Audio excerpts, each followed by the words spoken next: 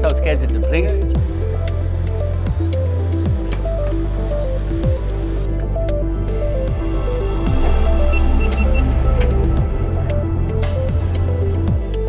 The job has changed significantly over the last 2 or 3 years. The major threats to our job, our trade, is the competition, without a shadow of a doubt.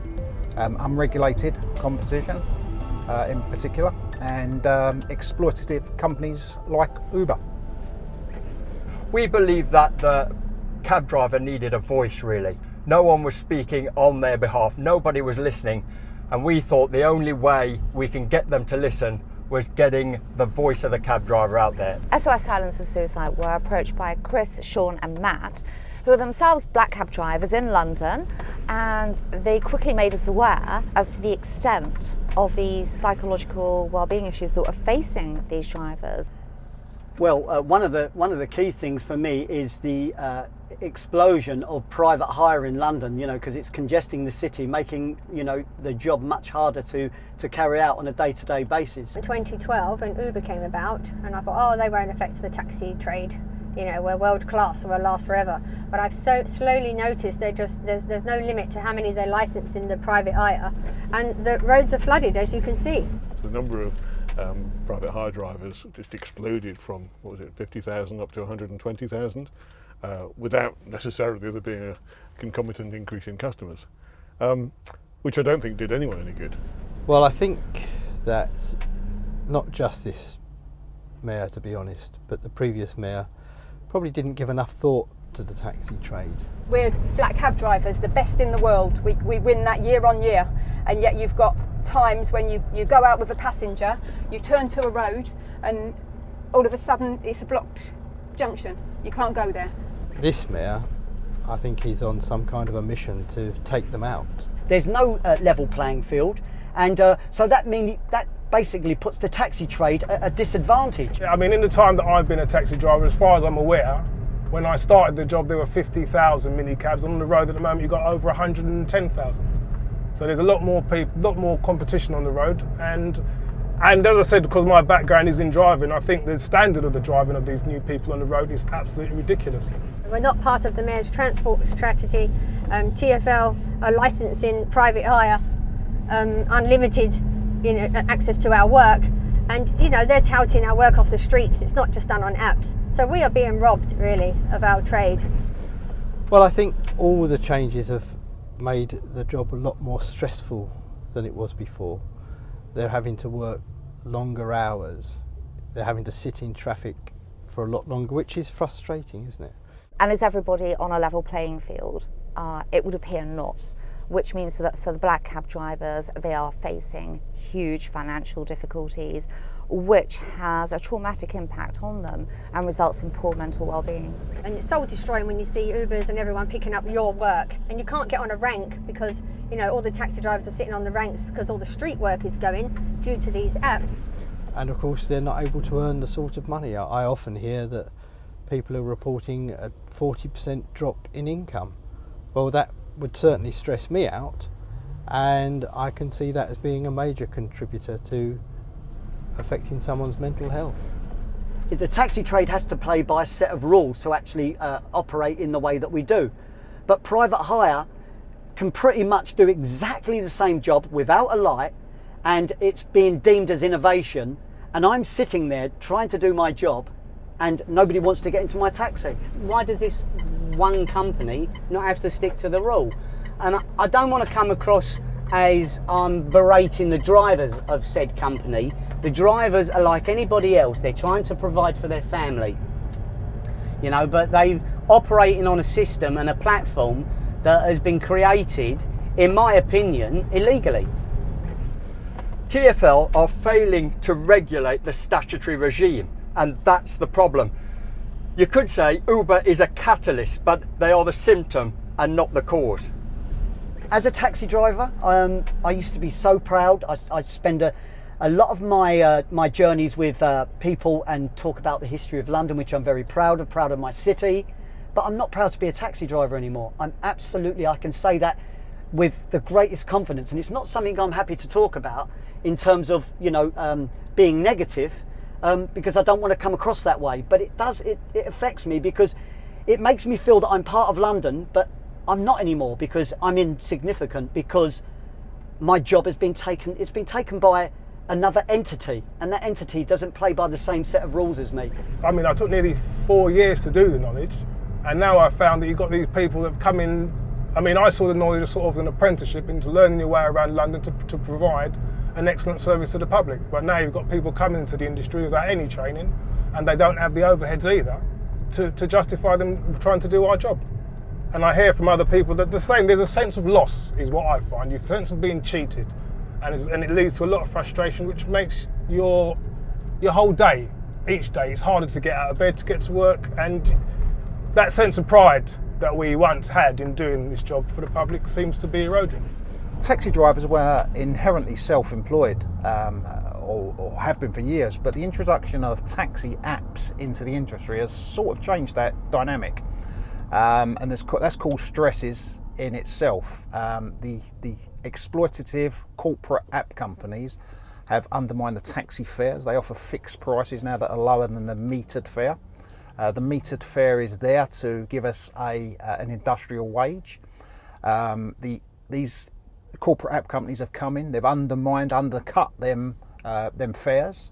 So consumers now book through the apps for a reduced fare, leaving drivers at the whim of these app companies. If an app company wants to terminate your contract for any reason, they can do. Why has that been put on me? What have I done wrong, or the taxi trade has done wrong, to have this kind of treatment, because our regulator can't regulate properly?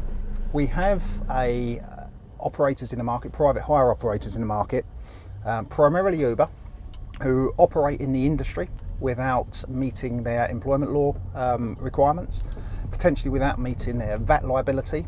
That all undermines the market. It keeps the minicab fare artificially low. That in turn sucks trade out of the taxi industry, so that causes taxi drivers to work longer hours. And now we're going to have to buy these electric taxis, which are costing us £65,000. Even I'm going to have to get one of them. As I say, we want to transition into electric vehicles. They cost in the region of £68,000 after finance. What we say is we can't do that if TfL are going to fail to regulate the industry properly. We are close to minimum wage, if not below minimum wage in certain circumstances now.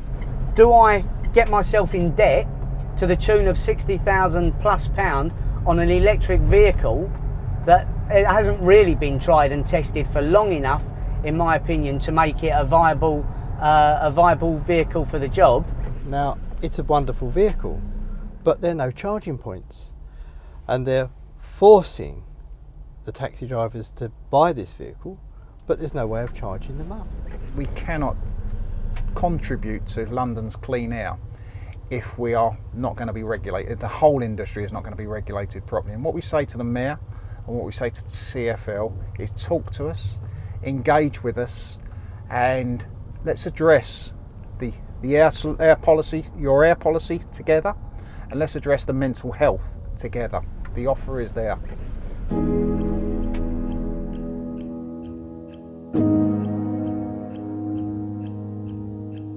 The mental health of black cab drivers has been severely affected. I've no doubt about that. I'm privy to email correspondence, to audio recordings from men that are absolutely at the end of their tether. They really do not know what to do, and they are feeling suicidal. I understand that everybody's circumstances are different, and I know drivers that have just come into the job, and I know drivers that have been in the job 30, 40 years, and no one seems to be able to escape mental well-being or mental health issues. And this isn't just a one-off situation. This is a lot of drivers that are feeling like this, and although there are far less female drivers, we have no reason to suspect that it only affects the men. I'm sure that the women would feel the same as well. Well, my mental health, I've become a little bit obsessive. I'm planning now at 4 o'clock in the morning, if I leave at this time and I can get so many hours in before getting home, and hopefully I'll earn enough to pay for what I've got to pay for. If I sit there for that bit longer. Certainly there are drivers that are in denial about what's happening and are putting bills in the drawer and not dealing with the issues at hand. And there are those that can't get out and work in the cab at all just because they can't face it. And they can't face the pressures of the day-to-day of working in the taxi. Some of these drivers, they're having to do double shifts, double hours to just cover their commitments. I did the knowledge while I was running a business with 4 small children and 1 disabled, and I could cope. I'm not driving at the moment because I've fielded a lot of telephone calls from drivers who are suffering with stress and anxiety, and it's impacted on my own mental well-being. Now, with the way I'm squeezed, it's like a boa constrictor. One day you're fine, the next day you feel like you're breathless, then you're not sleeping at night, then you're more breathless, then you'll have the occasional reprieve, you think you're fine. But you're not fine, it creeps up on you and squeezes the life out of you. So I've taken a couple of calls where drivers were suicidal, and that has impacted on my own mental health. Listening to these stories, I'm not a trained counsellor in this space. I'm a taxi driver. I've heard of drivers that have actually committed suicide because of the depression, the financial struggles that they're having to work constantly to be able to provide for their family. Well, definitely, as I said, I feel a sense of loss. I feel that I've been cheated. That I did the knowledge with an understanding that we as taxi drivers, what we sort of call the Pride of London, had an agreement that we would be the ones on the road applying for hire and doing our job to transport the public around as part of the London infrastructure. And what's happening in that time is that, as I said, the job's been eroded, and there's people who haven't made the sacrifices we've made taking our work away. They are doing the same job that we are doing, and it's causing friction within the whole of the industry. My eldest son is a taxi driver. It took him 7 years to do the knowledge and become a taxi driver. He's looking to retrain so he can provide for his family, because he doesn't have the earning capacity to look after his family and have a family life at the same time. He's finding he's working 6 or 7 days a week and he's doing so many hours a day just to be able to provide for his family. I've always jumped into black cabs in London. They're always really cheery, really chatty, you know, very informative. They give you the full tour, and you will never know the problems that they are encountering on a daily basis. Before I start my day shift, I certainly feel very apprehensive because firstly, I don't know where my first job is coming from.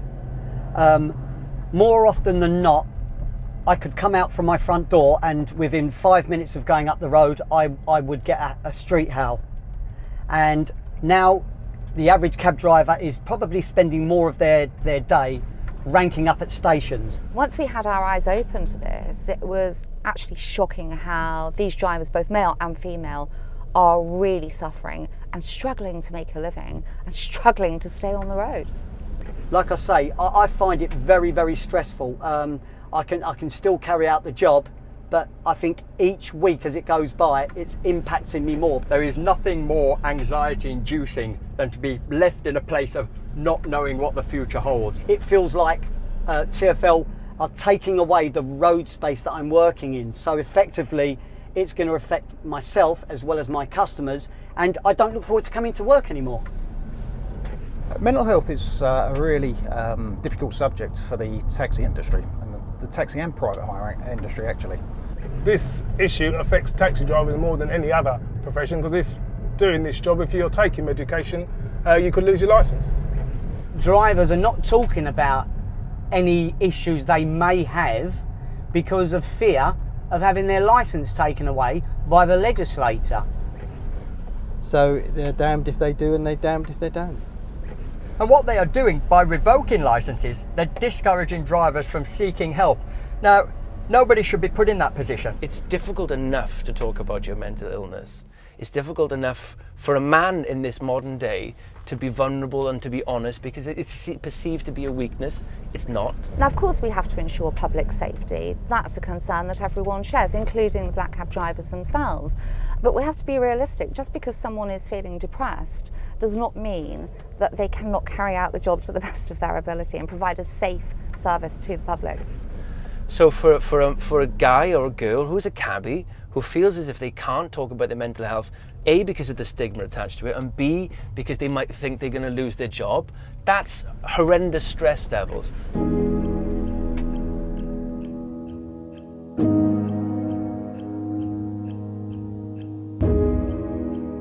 TfL's policies and poor performance, attitude towards mental health and failure to regulate the industry is the cause of these mental health problems. Most stress, in my experience, comes from a feeling of helplessness, from the idea that you can't do anything about your circumstances. And I think that's a situation that the cab trade is moving towards, where they feel that they have an unsympathetic regulator who's changing the parameters within which they work, and yet isn't listening, and there's nothing that the drivers can do about it. It's their lack of regulation and their lack of enforcing the regulation is the big problem. That they have allowed, as I said before, this ghost fleet of drivers to come onto the road and put our industry in the hands of these multinational corporates. Cabbies have this wonderful skill and knowledge that they train to have, and at the moment it seems like they're not being backed up by the people they should be able to trust the most. Just virtually everything they're doing, they don't seem to be responding to queries by the taxi trade. They are cutting roads off. Now, as far as I'm concerned, if a bus can go down a road, so should a taxi. A taxi is part of the transport structure of London. But of course, according to this mayor, it no longer is. TfL are not very sympathetic of the stress which has been caused to our trade at the moment, and everyone's really worried to go to the doctor about their depression and their anxieties. I would wager, having spoken to cab drivers in Birmingham, Liverpool and Edinburgh, they are suffering from the same problem. It doesn't matter if you've studied for 3 years, it doesn't matter if you've been able to buy your licence, it's an investment in your future, and I think that investment has been decimated, certainly in London by TfL and the local authorities around the country. And funnily enough, where these exploitative companies don't operate, in places like Southend, the well-being of drivers is much improved in them sort of areas. So we know what the causes of the problem is. A lot of cab drivers have built their livelihoods around this job. Like me, I've been in the industry 20 years. Also, others like me have mortgages built on the earning potential of being a taxi driver. It seems it doesn't matter what you do, but TfL is not honouring that agreement. Something needs to drastically happen. You know, TfL need to pull their finger out and help people with mental illness issues. What you're in danger of is a kind of herd contagion, where the knock-on effect from one person feeling anxious or one person feeling depressed has a knock-on effect onto another driver, and that needs averting so we don't have an industry-wide problem. As far as I know, the Mayor and TfL have done nothing to address any mental health issues for taxi drivers. Their approach appears to be not our problem. I don't think there is a facility there. I'm just not aware of it, so I have no idea about that. I can't think of a single thing that TfL has done to help the service provider. Now, if you're an employee of TfL, what you have is a whole cover. They provide cover for mental well-being. If you come to the driver, the service provider itself, there is no cover offered at all by TfL. We think this is a problem. TfL are not doing anywhere near as much as they could be. They seem to be brushing it under the carpet from what I can see. They've continually implemented policy that has impacted on drivers' health and well-being. When we've highlighted these problems to TfL, we don't get a reaction from TfL. They actually ignore us. So they leave us to get on with fending for ourselves while implementing policy around us. TfL, the regulator, has a duty of care, and as far as I'm concerned, there is a dereliction of that duty of care to uphold the standards and uphold the well-being of the driver. TfL and the Mayor don't want to involve themselves in any mental health discussion with us because they don't want the responsibility of dealing with the problems that they are causing. I think TfL are reluctant to help because I think it'll cost them money. Let's make no mistake, we know what the cause is here, and it is TfL's abdication of their regulatory duty to uphold the statutory regime. That is the cause of this, full stop. If you address the cause, then the symptom will follow. If they were an employer, they would of course have a duty of care. And we know now there's this grey area about self-employment and employment.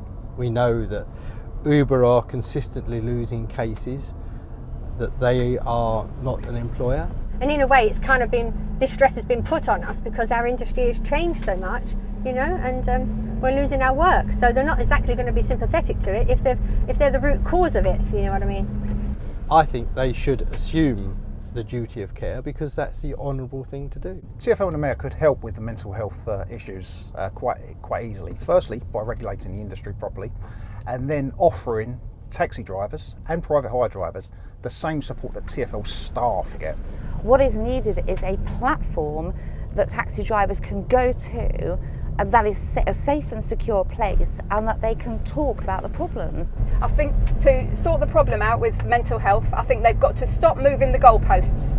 I mean, we've been here 350 years and all of a sudden it feels like we're non-existent. So it would be nice that our regulator could actually consider us. It's 100%, I believe, TfL's responsibility to provide some sort of therapy for anybody suffering because of the working environment they're creating. Yes, they're not employers, they are regulators. But does that mean they have any less of a moral responsibility? No, actually it doesn't. They have just as much a responsibility, and given the controls that these taxi drivers have to operate within, then I would suggest they have more of a responsibility, not less. I believe there should be provision in place. There's so many different options of therapy out there that a TfL could provide. We don't think there is a place, certainly to a degree, to revoke drivers' licences. Instead of revoking licences or people just going to their doctor and getting put on medication, they can do alternative therapies such as yoga, such as counselling, psychotherapy. They need someone they can go to and talk to anonymously where their badge isn't at risk. TfL need to support that. They need to engage with the drivers. No driver should suffer in silence. And I think they need to be speaking up for our great service, not slating us at every opportunity for driving vehicles that they've regulated and mandated. What it comes down to is just doing the right thing. If people are struggling because of the rules and regulations you're imposing on them, the least you can do is help them out.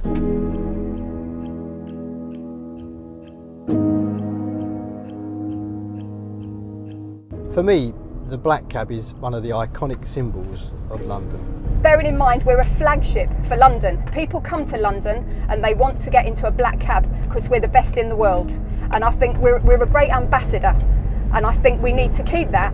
We've the only fleet of wheelchair accessible vehicles in London with the training to deal with people of all walks of life with all disabilities. It is the only door-to-door 100% wheelchair accessible vehicle there is on the road, the only door-to-door public transport that's on the road. And we should be allowed to offer them the independence to have a door-to-door service depending on their needs. Well, firstly, I think it's very important that with all the technology you've got, you do need the street hail to prevail.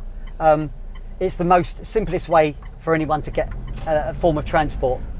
Plus, there's a safety aspect, isn't there? If you're a tourist, you know that you can get in the back of a black cab and you're going to get to where you want to get to within a reasonable time and safely.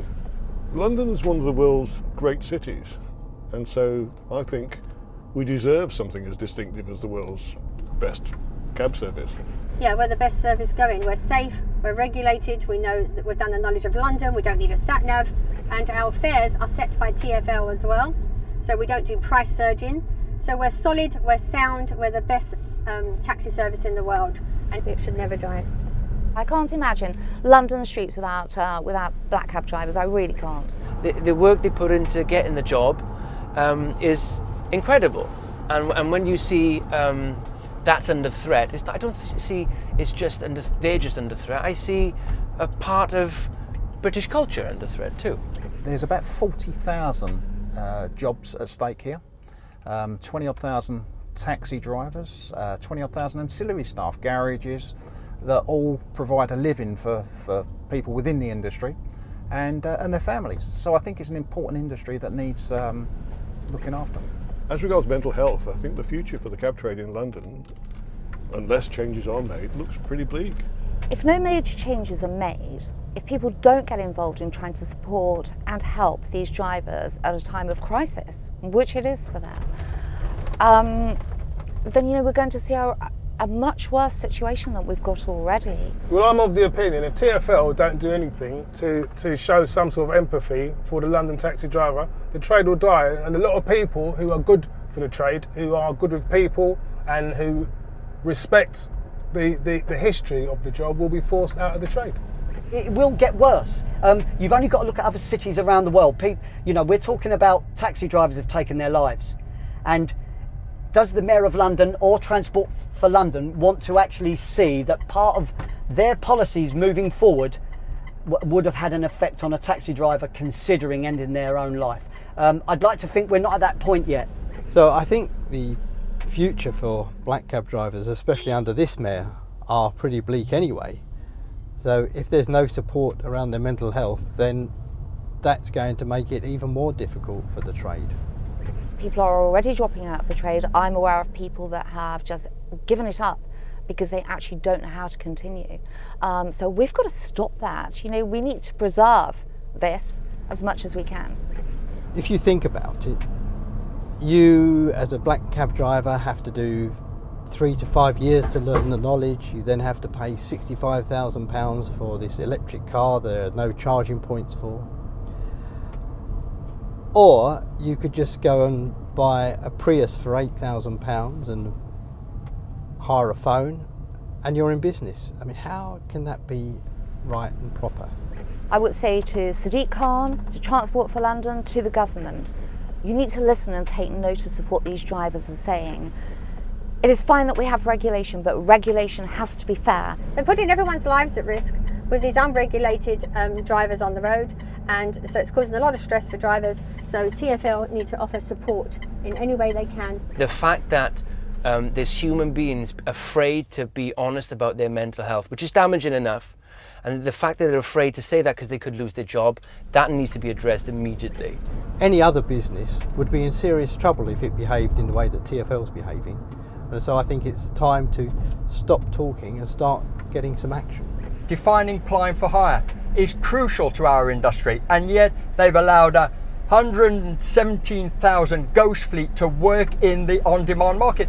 If we don't have that right to be able to carry out doing our job as we have for the last 350 years, then I don't see a future for our trade. So we need the absolute support of the Mayor of London. The legislation is there, and all they need to do is enforce it. That would sort out a lot of the problems. What needs to be done to improve and protect the livelihoods, the mental health and the well-being of taxi drivers is for TfL and the Mayor to regulate the industry properly, not to allow exploitative app companies like Uber to undermine the laws, the employment laws and the VAT laws in particular, which is artificially reducing the price of the private hire fares, which is sucking trade out of the taxi industry and causing a real financial problem. Instead of implementing stuff, listen to our arguments and our grievances first, and see if we can come to some sort of compromise where it works for everyone involved. It's a vocation. It's not just a job for us. It's something we chose to do. We've worked for 3 and 4 years to be able to assist London and the general public. It is paramount that TfL take control of this issue before it gets entirely out of hand. I think they need to take it on board. That I think that the saying is, in my opinion, that it's not what everything costs, but it's the actual value of it. And to have A fleet of London taxi drivers who care passionately about the job and about London is something you won't understand how important it is until it's gone.